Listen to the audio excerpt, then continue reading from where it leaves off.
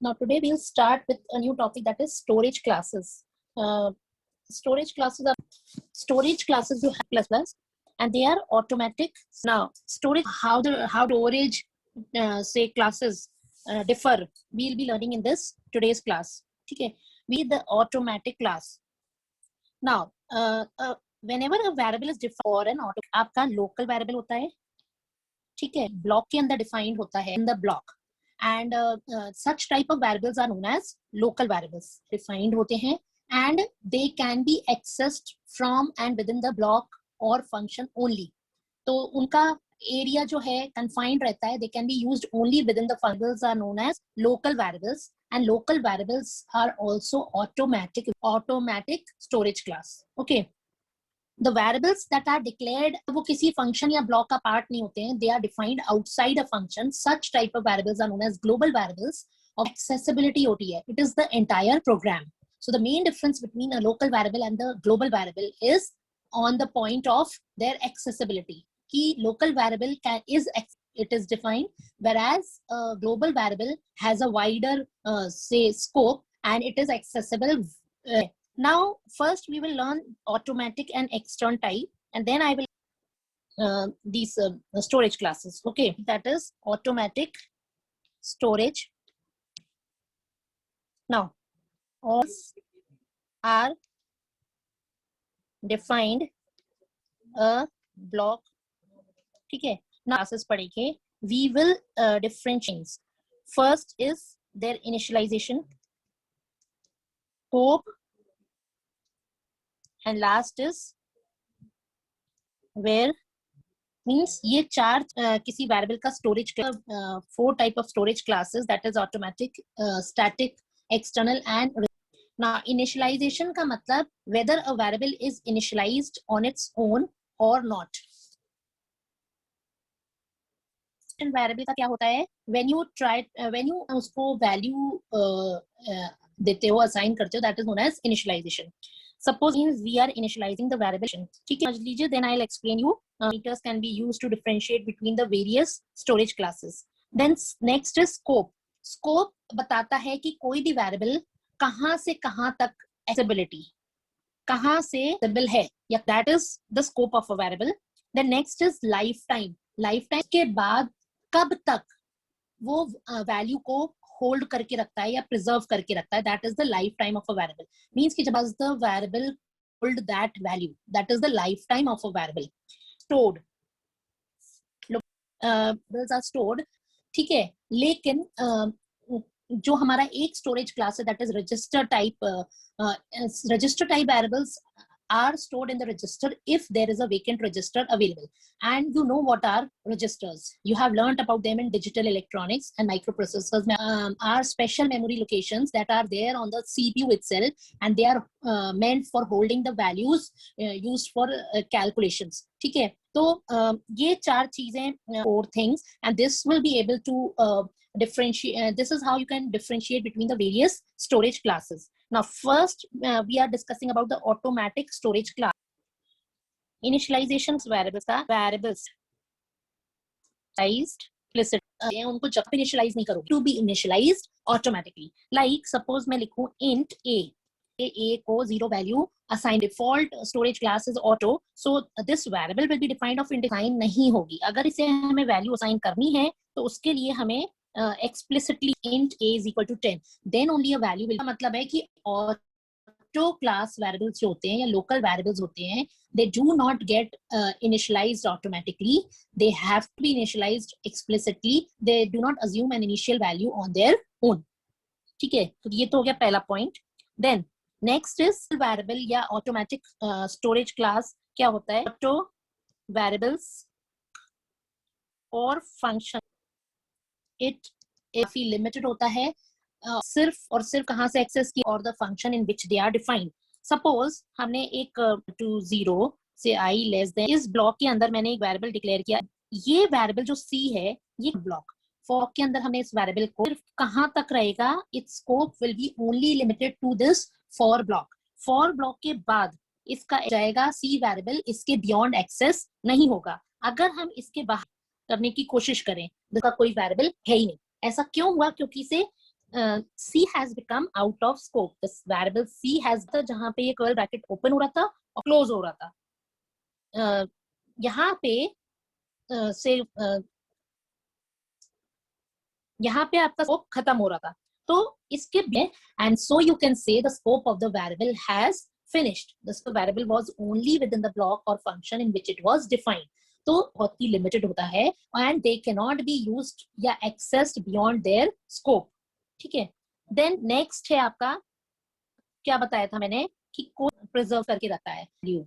That is the lifetime of a variable. So the lifetime of an automatic of auto is the function they means कि जैसे हुआ तो आपका variable भी out of existence हो जाए. Existence as soon as the block और the function is ended. तो यानी कि उसका एग्जिस्टेंस जब खत्म हो वैल्यू, तो ऑटोमेटिक क्लास वेरिएबल्स जो हैं वो कब तक वैल्यू होल्ड करके रख सकते हैं एक वेरिएबल के अंदर, जब तक वो फंक्शन या जैसे ही वो फंक्शन या ब्लॉक की वैल्यू खत्म हो जाएगी, उसकी एग्जिस्टेंस खत्म हो जाएगी, तो इट्स लाइफ इज एंडेड. ठीक है. So the lifetime restricted to या कंस्ट्रेन्ड टू द ब्लॉक और function in which it is defined. उस जैसे ही फंक्शन खत्म तो वेरिएबल भी खत्म, यानी कि उसकी लाइफ तक वो ब्लॉक या फंक्शन चल रहा है. जैसे ही ब्लॉक या फंक्शन ओवर हो जाता है, खत्म हो जाता है, तो the variable is lost. And when the variable is lost, obviously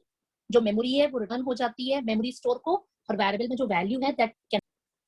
now last is location where it is stored. Now auto सारे variables except for the RAM or the primary, these are the characters which are also known as local variables. और ये variables का जैसे हमने चारों properties पढ़ी, initialization I'll just repeat होते हैं. इनको initialize करने के लिए हमें explicitly value assign करनी होती है. They do not assume an initial value automatically. Scope and lifetime such variables is the block or the function in which it is defined. Means कि automatic variables का scope और lifetime दोनों ही वो block या function खत्म हो जाता है. The variable loses its मतलब the variable का exists and it will lose its value of course. ठीक है. And last is where it is stored. So RAM. Now automatic storage class variables को डिफाइन करने के लिए आपको अलग से, वैसे तो इसकी जैसे आपको लिखना वेरिएबल जब हम declare a is equal to 10, मान लीजिए आपने s is equal to 10, that is sufficient. बिन के अंदर डिफाइन करते हो तो automatically it is defined of automatic. लिखो या ना लिखो, इट इज अज्यूम या फंक्शन के अंदर डिफाइन करोगे तो ऑटोमेटिकली वो लोकल वेरिएबल बन जाएगा. और लोकल वेरिएबल का जो स्टोरेज क्लास होता है that is auto.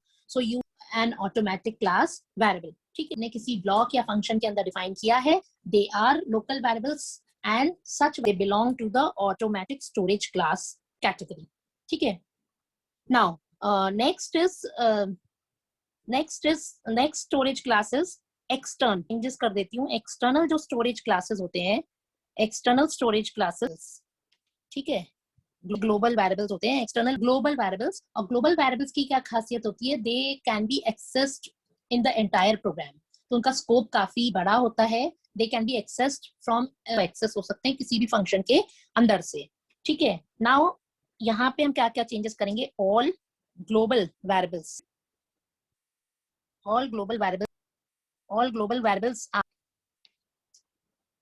Are external, मतलब ग्लोबल वेरिएबल्स होता है. ठीक है. They are defined outside. अभी भी अगर हमें किसी वेरिएबल को ग्लोबल करना है तो हम कभी भी उसे डिफाइन करते हैं ब्लॉक या फंक्शन के बाहर. मींस मेन के भी बाहर डिफाइन करते हैं. And such type of variables are global variables. उनकी खासियत क्या होती है, they can be accessed from variables are also they belong to the external storage class. Now if we talk about the features of external, इनके basis पे हम किसी भी वेरिएबल को तो the first is initialization. Now initialization of external variables या global variables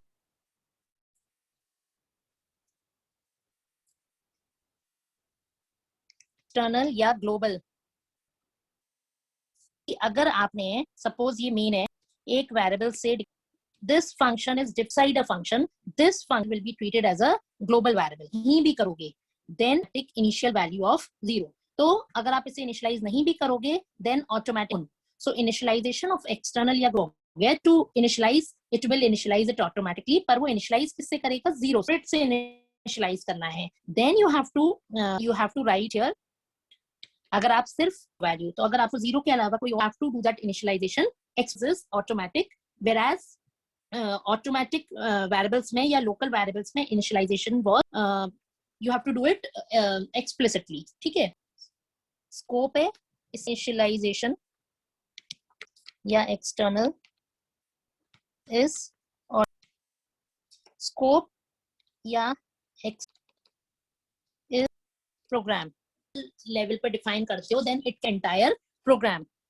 then of external is also program, means कि इसका जो लाइफ में कोई ग्लोबल लेवल पे वेरिएबल को डिक्लेयर किया, तो कब तक वो वैल्यू होल्ड करेगा या कब तक वो वेरिएबल की एग्जिस्टेंस रहेगी, जब तक प्रोग्राम रहेगा तब तक आपके वेरिएबल की एग्जिस्टेंस रहेगी।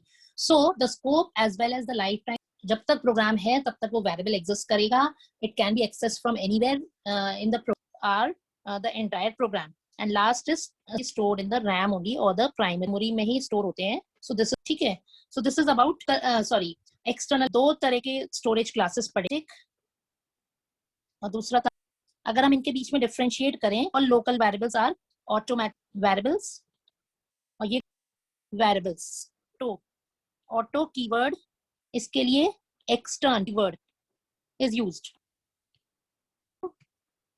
Has x not their own on, external variables are not कोई ग्लोबल वेरिएबल का value an automatic initial value zero से इनिशियलाइज हो जाएगा, फ्लोट टाइप वेरिएबल होगा तो 0.0 से। Local variable is scope is the function is defined, variables का scope कितना होता है, स्कोप प्रोग्राम, मतलब अगर आपने किसी वेरिएबल को से वो एक ग्लोबल वेरिएबल बन जाता है, और ग्लोबल वेरिएबल प्रोग्राम किया जा सकता है। So scope of the is the entire program, can be from program, can be within function. The last is lifetime as is scope, its value as the block function ends. Loop variable the means की local variable जब तक वो block या function खत्म हो जाता है, the variable loses it's value. जैसे वो फंक्शन अगर कॉल होगा देन पुरानी वैल्यू वो प्रिजर्व करके नहीं रखेगा, जबकि the lifetime of a global value, जब तक प्रोग्राम एग्जिस्टेंस में रहेगा तब तक it will hold the value of the variable till the end of the program. External storage class, so today we have learned two storage classes, that is local, we have learned about two automatic. Now rest of the storage classes we'll be learning in the next class, that is static and register, or external storage classes के बारे में example how it can be used. Now auto class, auto keyword can not necessary because के अंदर define कर रहे हो, then it is automatically a local variable, और local variables are nothing but जहाँ define कर रहे हो आप उससे ही आपका, so this keyword is not necessary, treated as automatic type variables only.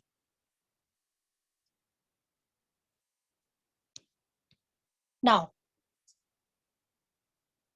so here अभी डिक्लेयर कर रहे हो, तो यहाँ हमने कोई ऑटो वेरिएबल्स का जो टाइप है दैट विल बी ट्रीटेड, ये सारा वो मैंने एक्सप्लेन आपको करा ही था वेरिएबल। नाउ यहाँ पे फंक्शन के अंदर हमने एक वेरिएबल डिक्लेयर किए दो, ए एंड बी, उसके बाद हमने ए को 10 वैल्यू, तो ए में अगर मैं 10 वैल्यू हूँ, it is okay, variables are local to the main function, तो उनका स्कोप कितना है, the functionality is within the main function.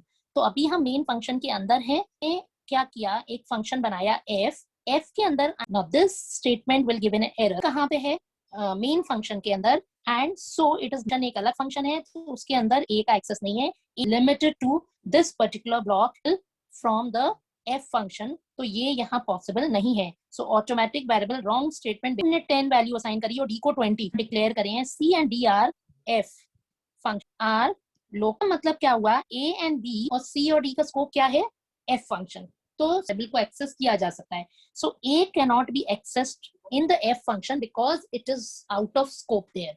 उसका scope main function नहीं करता है. So this is the meaning of local variables. ठीक है. Initialization of automatic variables. The compiler does not initialize the variables if you do not initialize a variable. और आपने देखा होगा अगर आप सिर्फ एक वेरिएबल को डिक्लेयर कर देते हो से प्रोग्राम में int a एंड उसके जस्ट बाद आप a की वैल्यू को प्रिंट करके देखो, it will print a garbage value. Garbage value print होगी. गार्बेज वैल्यू मींस पहले से मेमोरी में जो वैल्यू पड़ी हुई होगी that will be displayed. So that is a useless value for us. तो इसीलिए किसी भी वेरिएबल को जब हम डिक्लेयर करते हैं तो उसको इनिशियलाइज कर देना चाहिए जिससे कि, ठीक है. नाउ एक्सटर्नल वेरिएबल्स, जैसा कि आपको पता है global variables are external variables. Now global variables का एग्जांपल यहाँ पे दिया है. अब यहाँ पे हमने वेरिएबल a एंड b को डिक्लेयर किया. तो since the variables those variables are, that is why they are external variables. external variables. ठीक है. अब main के अंदर भी ये access both places they are in function also from within the f function also, because ये global variable है तो इनका scope is the entire है. So that is why it is possible to access a and b from the main function. ये मैं बता चुकी हूँ आपको, initialized by the programmer, then depending on the type से initialize होगा. if it, ठीक है. So I'll finish the class here for today, and next class में we will discuss the remaining two topic.